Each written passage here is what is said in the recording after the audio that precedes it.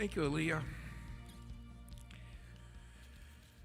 Well, we are in a series, God Did, and we're talking about the things that God has done.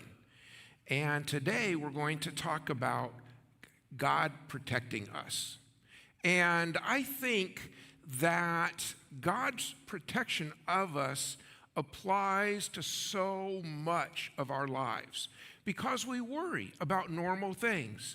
We worry about, where am I going to retire? Am I going to have enough to retire? I'm not feeling well, or am I going to get sick? What's going to eventually kill me? Is my wife going to change the locks on the door tonight? We worry about so many different things. And when it all comes back to us as followers of Jesus, it has to come back to Jesus. We all have to, the only response that we can have is, God will protect me. Regardless of what happens, God will protect me.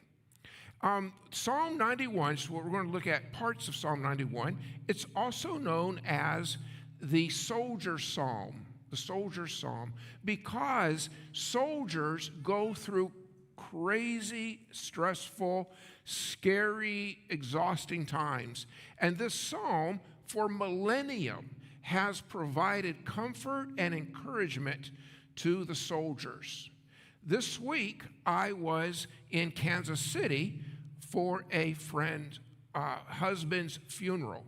And so I was there, and the funeral was on Thursday afternoon. So on Thursday morning, I had a little bit of space.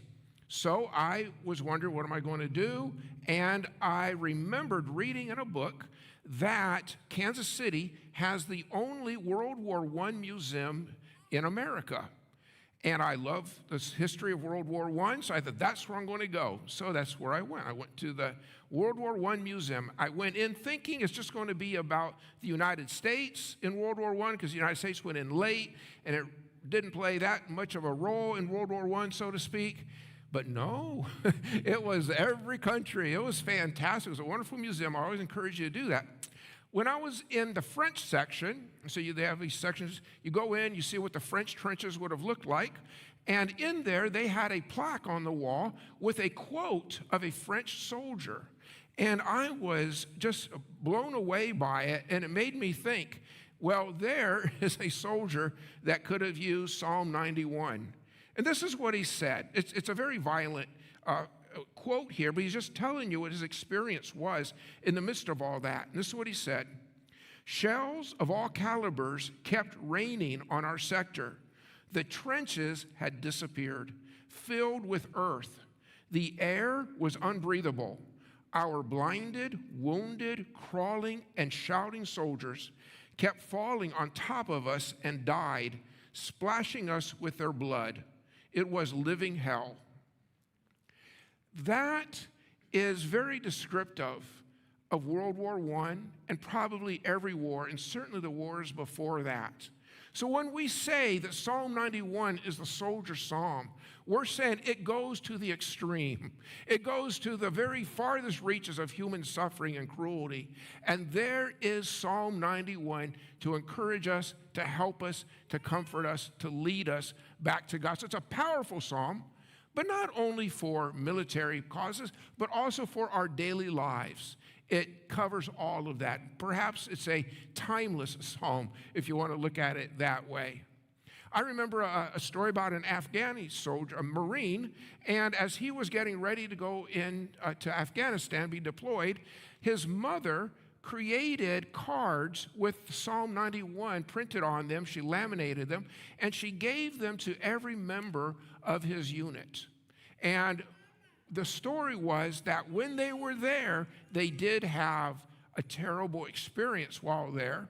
They were shelled, they were exhausted, they were in terrible danger, and they would pull this card out, and he watched his fellow soldiers pull this card out, and they would read it, and it would just get them a little further, get them a little further. God is going to protect me. God is going to protect me. And that really made the difference for so many. Because life isn't just a physical battle, it's also an emotional battle, or perhaps it begins with a mental battle. It's a spiritual battle, it's the very heart. And aligning ourselves with God really is the beginning of a way through to victory. That's the physical part might be the most noticeable, visible part, but the heart is the first battle that has to be won. And Psalm 91 reminds us and directs us to do that, to get our hearts right. Now, this Psalm 91, this psalm is a mysterious psalm. It's timeless in how it's presented. We don't know who wrote it. It might have been David, although there's nothing in Psalm 91 that really indicates that it was written in response to something David went through. Now, on a general sense, sure, it responds to things that David would have experienced, but nothing specific enough to say David would have written a psalm. Maybe Moses wrote it, because Psalm 90 was clearly written by Moses, and Psalm 91 is right after, so is it too far of a stretch to think he just would have written the next one too? I don't know. Bottom line is, we don't know. We don't know. Regardless of the mystery behind it, it's a timeless, universal psalm that anybody and everybody can find good direction and comfort for in their own lives. And so that's an important aspect to that. Basically with Psalm 91, it takes us into this place that reminds us that we live in a terribly troubled world, that as Christians, we are not immune from trouble, that God does not exempt us from trouble. We have to go into trouble. It's part of life, and for us to know it. Also, but as we go through it, we have the assurance that God is faithful. Regardless of the trouble, I know that my God is with me, that God knows my name. He knows the things that are happening, and He cares about me. And in that, even though we might not be pulled out of the trouble, yet in the trouble, God is with us. And we can go into the trouble knowing that God is going to take care of us, and we are going to see a better day, that God guides us through these things that we go through in life.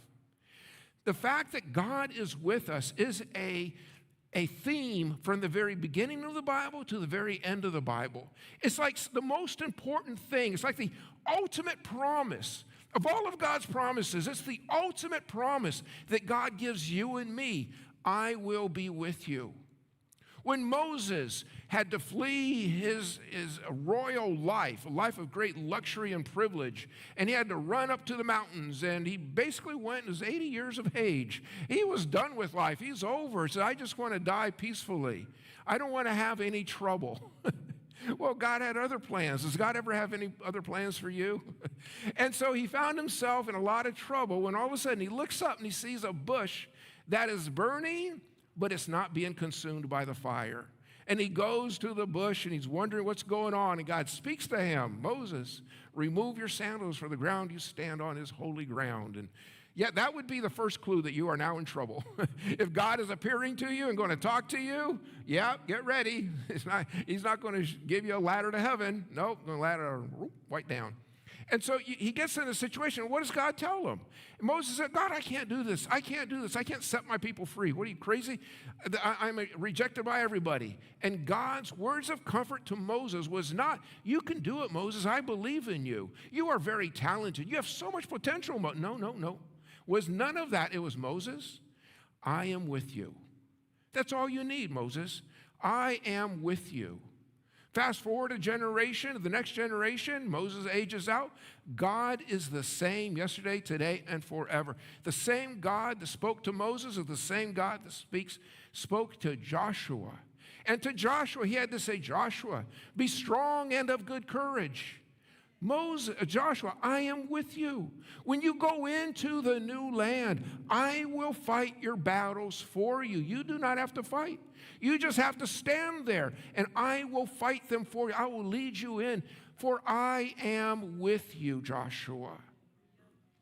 Same thing for Gideon. Fast forward another couple hundred years, we get to Gideon. And Gideon shows himself, as written for us, he's as a coward, as somebody who is scared to death of the Midianites, the enemy, and he's tending to his winepress in the middle of the night so he won't be attacked, and he's doing his very best. And God approaches Gideon, "O mighty man of valor." And I'm sure Gideon goes, "Who? Who? Not me." And God approaches him like that. He says, "Gideon, if you are the only one, I will lead you to victory over the enemies of Israel, for I am with you." Gideon, that's all you need. You just need me. I will win the battles. I will take care of you. And that's always what it is. You go all the way now up to Isaiah. And Isaiah has a vision of God and a prophecy from God. He says there will be a virgin, and she will give birth to a child. And the child's name will be Emmanuel, which means God is with us. All the way through, God sends this message, "I am with you." And he is with us in the trouble. He is with us out of the trouble, of course, but he is with us in the trouble as well. Trouble is not something that scares God away. Trouble is kind of God's environment. That's where he goes to work. That's where he is most visible to us. And in the midst of all that trouble, here is a man named Daniel, and serving there under Nebuchadnezzar's court, right? And Daniel comes in to the court, and he does things. He's not going to worship the king. He's going to worship God. And they say, "Well, Daniel, you need to be thrown into the lion's den." And off he goes, being thrown into the lion's den. Now, wouldn't you think that God should have spared Daniel from the trouble? No. God had a greater purpose in Daniel's trouble. And when Daniel went into the trouble, he was aware that God had a greater purpose. And whatever God chose to do, it would serve his purpose, which was exactly the position Daniel wanted to be in, to serve God's purpose. And he goes into the lion's den. God shuts the mouths of the lions. And the next day, the king is amazed and comes to know God, the God of Daniel. A little bit later, you got Shadrach, Meshach, and Abednego. You would think that God would find a way to help them not get caught or not be seen, worshiping a different God than what the king had demanded. But no, they got themselves into trouble following God. Because when you follow God, you set yourself up with a standard that is opposed to so many around you. And nobody wants to see anybody sticking up and out. And so they want to, many times they try to hurt you, or they try to kill you, or they try to reduce who you are. And that's exactly what happens all the way through, even in our own lives. And here was Shadrach, Meshach, and Abednego thrown into the fiery furnace. And they look into that fiery furnace, and what do they see? They see Shadrach, they see Meshach, and Abednego still alive, but they see a fourth, one as the Son of God. And they see a fourth. God was with Shadrach, Meshach, and Abednego in that fiery furnace. In the midst of the trouble, there was God. In the midst of that trouble, there was God. You can read in the New Testament all about Paul and all the horrible things Paul went through, being beaten, being stoned, being whipped, being lost in the seas, being capsized. Every imaginable horrible thing that could happen to an individual happened to Paul, you would think. But where was God in this whole thing? He was with Paul, and Paul would say, "I am glad to go through these things as long as I serve God's greater purpose." What is God doing? May he find me in a space, in a place where I am serving God's purpose. That's what he asked for. That's what he wanted. And for us today, as we look at a selection of verses from Psalm 91, we can begin to see where God is, that God is with us. He is the one that's protecting us, and he is leading and guiding us. So let's read here a selection of verses from Psalm 91. And I'll begin with the first, and then you guys come in with the second, and we'll go back and forth that way. And but pay attention here about the presence of God and what God promises us and how God protects us. So here we go. Whoever dwells in the shelter of the Most High will rest in the shadow of the Almighty.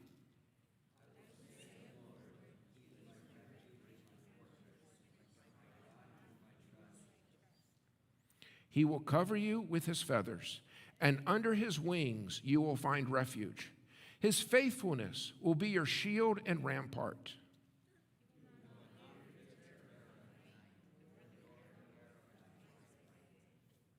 Nor the pestilence that stalks in the darkness, nor the plague that destroys at midday.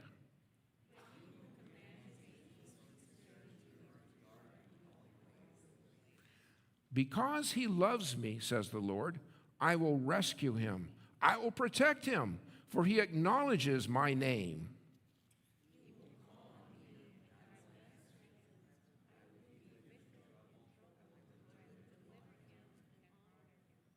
Very well.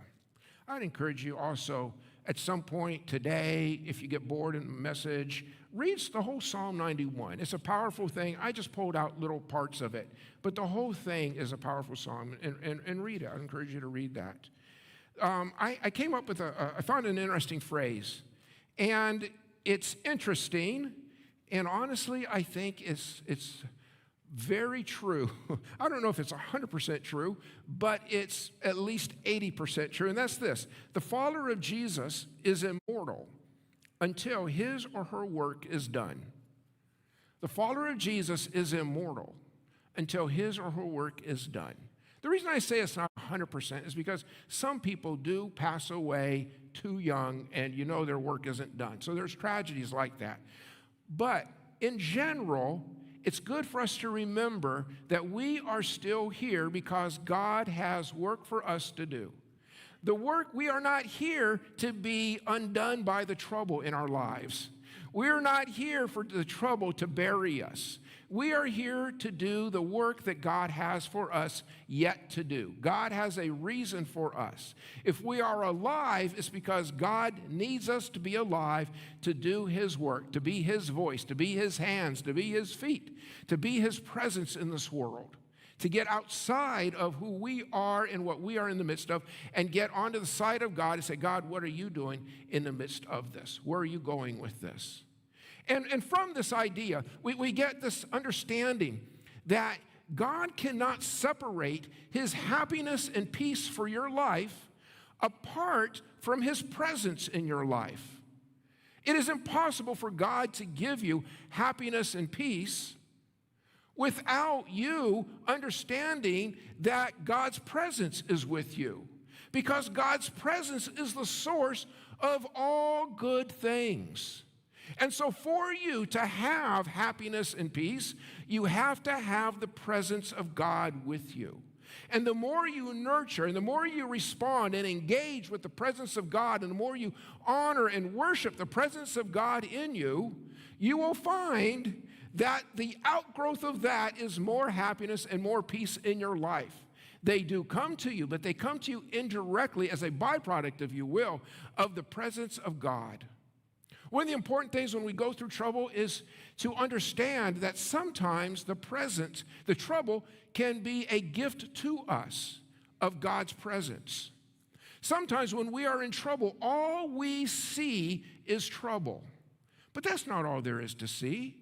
In every troubling moment of our lives, regardless of how chaotic it might be or how frightening it might be, in every one of those, there is also the presence of God. So when we are in trouble, it's easy to identify the trouble, but is it easy to identify God? And I'll tell you, no matter what you go through, you can still step back and say, but where is God in this? And you can name the places, you can identify, you can point to the place and say, yes, this is where God is. I know God is active here, God is working here. That's the right way when we are in the midst of trouble, to quickly not focus on the trouble, but focus on God. What is God doing? How is God active? What is God's plan for this? Am I where God needs me to be? Am I positioned in a way that God can accomplish a greater purpose in my life as a result of this? So look for God in the trouble. Where is God in this? And I'll tell you, in the midst of even the worst of trouble, if you can find the presence of God, or when you find the presence of God, you're going to find something else. You're going to find restoration. Where trouble is trying to destroy you, amazingly, you're going to find the presence of God restoring your life, restoring your soul to you. I don't know how it works, but I do tell you from experience, this is exactly how it goes. And not only the restoration of it in the trouble, but you also find God giving you strength in the midst of the trouble. God strengthening you in the midst of the trouble. So everything that is coming at you might be as kryptonite, trying to steal your strength, trying to steal your vigor, trying to steal your life. No, no, no. If you have the presence of God, strength is coming to you. God is giving you that strength to make it through the trouble. God has a greater purpose through each and every one of those. I read a really great story about a very famous preacher who lived in the 1800s in London, Charles Spurgeon. And this was in 1854, and there had been the reoccurrence of cholera. And a horrible plague of cholera had gone through, and he was just his first year in pastoring this very big church. And he found himself spending so much time going to visit people in his church who were suffering and dying of cholera. And he was doing funerals, multiple funerals every week. He was going to visit them and exposing himself to the danger of cholera. It's highly contagious. And he was doing all this when several months into this, he gets this realization, what am I doing in the middle of these people? They're all dying. Why am I here with them? I don't have to be here. What am I doing? I'm getting out of here. And he had a funeral to go to, but he says, I'm going home. I'm getting out of here. This isn't a place for me. And as he's running home, he runs by a shoemaker shop. And he sees in the window a sign. And the sign says exactly what God wanted to shout at Spurgeon. It said, just like we had these verses, whoever dwells in the shelter of the Most High will rest in the shadow of the Almighty. You will not fear the terror of night, nor the arrow that flies by day, nor the pestilence that stalks in the darkness, nor the plague that destroys at midday. Whoever dwells in the shelter of the Most High will rest in the shadow of the Almighty. And he stopped and he said, am I dwelling in the shelter of the Most High? Am I resting in the shadow of the Almighty? Not if I'm running away from all of this, I'm not. And it came back and encouraged him to such a point that he said, I am going to go back to that funeral and I'm going to do my work regardless, because I have God protecting me. I am doing the work that God has given me to do, and it is up to him to decide what will happen from that, but I will be here accomplishing his greater purpose, understanding that God is the one that protects me. I don't protect myself. I can't protect myself, but God protects me. You know what? That's good advice for all of us. If you go back a couple hundred years from this incident, back into the 15th century and the 14th century, you get the bubonic plague, a terrible bacteria that killed maybe the most people anything has ever killed in history. And you have people fleeing London because the plague is so terrible. And you had this one very high politically positioned aristocrat named Craven, Lord Craven. And Lord Craven, when the plague started to break out, he said, well, I don't need to be here. I have a country estate. I can get away from all these horrible people who are sick and dying left and right, and I can flee. And so he commanded his servants to get all of his belongings together. He says, we are out of here. Pack everything up. We are going to the countryside. And his servants, well, okay, if that's what we're doing. And as they were working, he overheard one servant say to another servant, Lord Craven's God must be the God of the country. And that's why we are fleeing from the city. He's not the God of the city, but the God of the country. And that so affected Lord Craven that he said, wait a minute. That's true. My God is not the Lord of the country. My God is the God of the city where the trouble is. Okay, everybody stop. Unpack, we've changed plans, we're going to stay here. And he opened up his estate to become a hospital for those who are suffering from the bubonic plague. There's another powerful idea that I want to share with you, and that's we will go through trouble, but the trouble doesn't need to go through us. I really like that idea. We're going to go through trouble. That's inevitable. But what is evitable, what you can't avoid, is the trouble getting inside of you. It doesn't need to get inside of you. What should be inside of us is the presence of God. And God is greater than any trouble. And we will allow God to fulfill his greater purpose in the way he sees fit. If that means that we go through the trouble, we will go through it. But I tell you, that trouble will not go through us. It will not go through us. I heard a powerful story. And this was told at a conference of Christian leaders in 2011. And it was from an archbishop in Nigeria, from the region of Jos. And this archbishop told a harrowing story that happened in 2009 to his wife. At that time, there had been a terrible sectarian violence among them, and it was between the Muslims and the Christians. In this case, it wasn't Muslims attacking Christians or Christians attacking Muslims. It was people who lived in the Muslim region of that country. They were Muslim, and next to them were people who were Christian who lived in a different region next to them. And both those groups wanted to expand their territory. Both those groups wanted to increase the resources that they had access to. Both those groups wanted more power. And so there's a terrible conflict between both of them. And one gang from the Muslim side made its way over to this archbishop's house. His name was Benjamin Kwashi. And Benjamin Kwashi was not home, but his wife was home. And so this gang goes into the house, and they beat the wife to an inch of her death and did unspeakable things to her. When the archbishop, Benjamin Kwashi, made it to the house, he found his wife at the brink of death. And he was able to take her to a hospital where they nursed her back to health.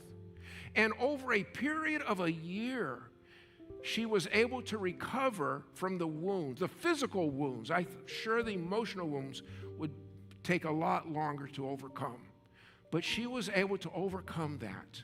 That happened in March of 2009.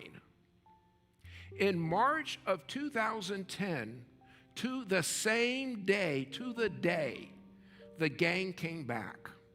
And they went into the bishop's residence. And they found the bishop there this time, the archbishop. And they beat him and they dragged him out where a large crowd was waiting for the bishop to come out. And they were armed with clubs and machetes. And they were there to kill the bishop, to make a statement. And they brought him out. And as they were dragging him out, the bishop asked what seemed to be the leader of the gang. He says, I know you're going to kill me, and that's okay. But before you kill me, can you give me a moment to prepare my soul before God, before I give up this life? And maybe to the amusement of the gang leader, he said, sure, you go ahead. And he just fell on the ground praying to God, that God would accept his soul, that he would find him forgiven with the blood of Jesus and what have you, and things that you would pray in a moment where you're going to die the next moment. When he felt a hand hold on to his hand, a hand of his, and it scared him to death. A chill went up his spine because he recognized that hand. He had felt it many times. He knew it was his wife holding his hand. And he said to his wife, no, go away. Don't let them kill you. And her response was, you will not die alone. He knew his wife enough to know that you're not going to argue. And as few moments as they had in life, he knew that, okay, here she is. I'm not going to die alone. I've got my wife. Okay. Then something even worse happened. Somebody grabbed his other hand. And he looked, and it was his son. and he begged the son, do not stay. Get out of here. We cannot have all of us die. You need to flee. People will take care of you. Please get out of here, wondering if that was even a possibility. And the son said, Dad, nobody's going to hurt you. They're all walking away. And he looked, and his wife looked, and the gang was walking away with their clubs and machetes. Nobody knows why. You can assume different things about why they would leave in that situation, but they were gone. And you know what the bishop told those leaders from 200 countries? He said, God was with us. I knew God was in my heart. I was in the presence of God when I thought I was going to die a horrible death. And when my wife was there beside me, I knew that God was with us. And at some point, it doesn't matter what happened. The most important, the greatest thing was that God was with us. Isn't that amazing? That God was with them. I told Amaka, because she was an Anglican in Nigeria, and she says, oh yes, I do know Benjamin Kwashi. And she says, you know, about 10 years after that, all of Nigeria had to pray for him because he had cancer. Isn't that something? If a gang doesn't kill you, cancer is going to come get you. You can't avoid the trouble. You can't avoid the trouble. Fortunately, she told me that God did heal him, and today he and his wife retired, and they have a home for orphan children. God's still working through him. But I thought about that. Look at, you can't avoid the trouble. It's not just one thing. It's just insurmountable things that come against us. These things happen all the time. On Christmas Day of 1939, on Christmas Day of 1939, King George VI of England was given power unexpectedly. And he had to address the nation. And if anybody's watched the King's speech, you know that King George had a terrible time stuttering, speaking clearly. And he had to go on the radio and address 100 million or more of his subjects under a horrible, horrible weight. England and Germany had declared war on each other. France had declared war on Germany, and Germany vice versa. But there was a period of time from September of 1939 to May of 1940, they called it the phony war. The phony war. Because Germany was busy fighting the Poles, Russia was busy fighting Finland, and there was like a little break. So everybody knew the war was going to come to them, but not yet. And it's under that weight that the king had to address his people, not knowing when it would happen. England had not prepared itself. It had gotten fat during Queen Victoria's days and just did not understand militarily what threat they were under. And when the Germans declared war, everybody thought, yeah, we're going to be invaded by the Nazis. This isn't going to go well at all. And he had to address that nation. And that morning, the Christmas morning, his daughter Elizabeth, who became Queen Elizabeth II, approached him with a poem that she had read, an excerpt of a poem. And it was a beautiful poem. She said, Dad, I think this would help you and the nation. I don't know. And so he took the poem and he read it and he said, oh yes, yes, this will help. And at the end of his speech, he quotes a verse from this poem. It says, I said to the man at the gate of the year, give me a light that I might walk safely into the unknown. Isn't that what we all want? Give me a light. Show me what I'm dealing with. Show me what I need to do. Give me a light that I might walk safely into the unknown. And he said to me, go out into the darkness and put your hand into the hand of God. It shall be to you safer than the light and better than the known. Go out into the darkness. Some of you here today are hearing that call in your own life. go out into the darkness, go out into the trouble, and put your hand into the hand of God, it shall be to you safer than the light and better than the known. God protects his own. God protects his children. And God will protect you as he leads you through this life in wonderful and amazing ways.